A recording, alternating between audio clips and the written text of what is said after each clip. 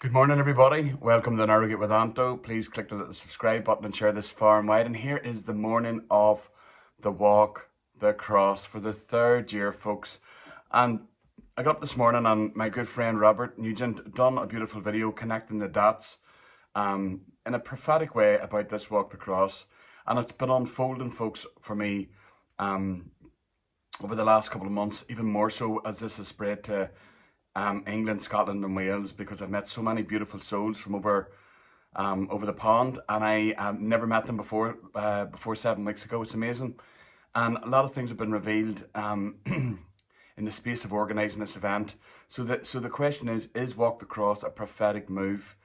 Well, we know that the beauty about the Walk the Cross is that every word has been documented going back to 2021. So let me explain. We know that Jesus spoke to both I and Robert in 2021 in regarding the Walk the Cross. Robert was in Knock, I was in Lurgan. People that are familiar with the Walk the Cross know that I was washing my juicer at the sink, and I was talking to Jesus because Robert didn't believe me. I said, Jesus, can't he see, can't he see, can't he see, can't he see that this is the cross you want marked in the island of Ireland? At the same time, Robert was in Knock, lying prostrate in front of the Blessed Sacrament, and Jesus said, you can't see, or no, can't you see? You can't see. No, sorry, can you see? Can you see? Can you see? And Jesus told Robert that I would call him. So there's other videos on that there, but I want to get to my point. So is this a prophetic move? Well, let me just share a few things with you. I want to say this here before I even get into the little signs and wonders that the Lord has given. Not that we need signs and wonders, we walk in faith, right? And I can't share this right now, but I will tell you this here. Something happened last night with me. I was in a restaurant, I was eating a meal, and I was talking to the Lord. And something happened, which I'll share after Walk the Cross. And I was talking to the Lord, and all of a sudden, a message came in from a beautiful woman. I'm going to give her name. Her name is Barbara Mack from England. She gave a beautiful talk from the altar in England, calling the English to walk the cross to Walsingham. It was very powerful. Again, it's on the channel. Go back and listen. Now, the thing that I was talking to the Lord about came through on the text message from Barbara. Barbara's from England. I jumped up the seat and I was startled, and I walked around the little shopping centre where I was getting a meal, and I was like, oh my good Lord. And I had to run to adoration for 2.5 hours, and I had to do something in adoration, write something out in adoration. I'm giving you a little few hints. Write something out in adoration, and I'm saying this to document this, and I had to get a friend of mine to write this for me. Because my handwriting isn't great and my spelling isn't great, and I had to write my friend to write this out for me, and I had to have her to sign it, to date it as a witness. I can't go much further than that, but it will be revealed. Okay, let's go back. I'm sorry, folks. I know that's a real. Let's go back to the signs, the little confirmations, consolations that the Lord gives from heaven. And if you haven't followed the story of the Walk the Cross, please go back as far as 2021. Go to Robert's channel, Determined to be Catholic, and go to the Narrow Gate with Anto Crossi, and you will see the history, the layout, the digital witness to this prophetic move. So I was with my spiritual director there last week, and I was telling him about this Walk the Cross, and he's well familiar with it because Jesus and Our Lady sent me to this beautiful priest only months, about 6 months, 7 months before the first Walk the Cross took place. And it was providential in another way, but that's for a story for another day. But I was telling my spiritual director, I was with him for 6 hours there last week, and I was telling him that about the Walk the Cross, and I hadn't seen him in about 7 or 8 weeks.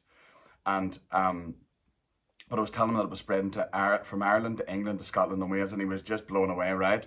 And then he told me this. He says, Anto, because remember, the Walk the Cross, the Mass on Sunday is ended in honour of the Feast of the Exaltation of the Cross and Our Lady of Sorrows. And that was given by Jesus, by the Lord, to a good friend of mine called Karen. Again, that's another story for another day because I want to get to the point here. But Karen was given these dates which were then handed on to me. And the night before, I was talking to a priest, and this priest had encouraged me to sit in with my spiritual director a little bit longer on this while I was discerning it, because we were originally going to do it on Easter, because Jesus died Jesus was crucified and resurrected then on Easter Sunday, and I was going to try it all into the resurrected Christ and the exalted Christ when he was exalted on the cross and hung and died for us and our sins. The night before, the dates were given from my friend Karen. I was speaking to this priest, and he told me that I needed to sit another 6 or 7 times with my spiritual director, and amazingly enough, folks, another 6 or 7 times led us up to the very date of the Feast of the Exaltation of the Cross and Our Lady of Sorrows. And I see my spiritual director once a month, and I was able to see him another 6 or 7 times as requested. So remember, the priest gave me that there the night before, spoke to me, and I hung up my phone and I goes, Lord, what am I going to do? I need to be obedient to your son. Next morning, my friend Karen wakes up and she has the word on her tongue. The Lord has put this on my tongue for you, Anto. It's the Feast of the Exaltation of the Cross and Our Lady of Sorrows. Okay, so when I was sharing this with my spiritual director, he said, Anto, I received my habit on the Feast of the Exaltation of the Cross, which I was like, whoa. And then he said to me, I took my first vow on the Feast of Our Lady of Sorrows. And I went, wow. Now, he was really blown away by this here, right? Because of the 2 dates that were completely correlated to his priesthood. And as we know, the Eucharistic miracle in Belfast, the Eucharist lit up like a light bulb. Behind it was our statue of Our Lady of Sorrows that happened inside the Passionist Church.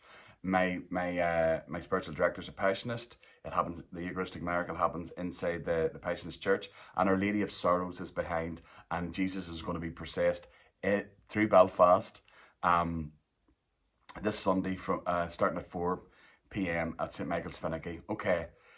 The amazing thing about it is today is the 90th anniversary since Saint Faustina was given the chaplet of the Divine Mercy by Jesus himself, that blood and water that gushed forth from this most beautiful, precious, sacred heart of Jesus for you, for us, for the whole world, was given to Faustina 90 years ago today.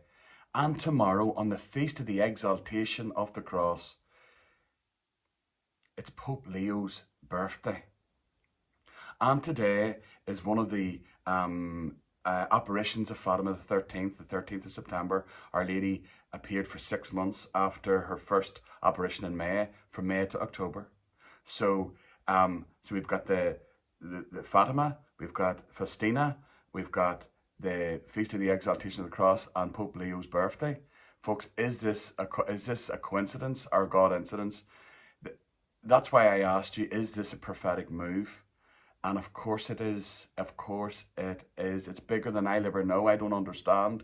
I've just delivered the message. I'm just the postman. I love Jesus. I love Our Lady. And I've just responded the call. But I get more, what would you call it? I get more amazement at looking at those that show up with love in their hearts for Jesus and Our Lady responding the call. So, folks, this is a prophetic move, it seems. Too many things are lining up in order for it not to be. And I will say this here. No, I won't say this here. I'll leave you with the first thing, that something happened last night, and it's been already documented, it's been written, it's been signed, and it's been spoken to by to 4 people, just as of now, to give witness, because let's just see what happens here, if anything at all. But let's just see what happens here. So listen, thank you all for responding to the call. If you haven't decided to come to walk the cross, please do so. Please be encouraged. Please come and walk with Jesus. Unite your cross to his cross. Unite your heart to his most precious sacred heart, his mother's most precious immaculate heart. This is a moment in time that will never be repeated. This is a moment in time that will be written in the eternal history book in heaven. So if, at the very least, if you can't do the walk today and tomorrow, please come and join us Sunday, 4 p.m.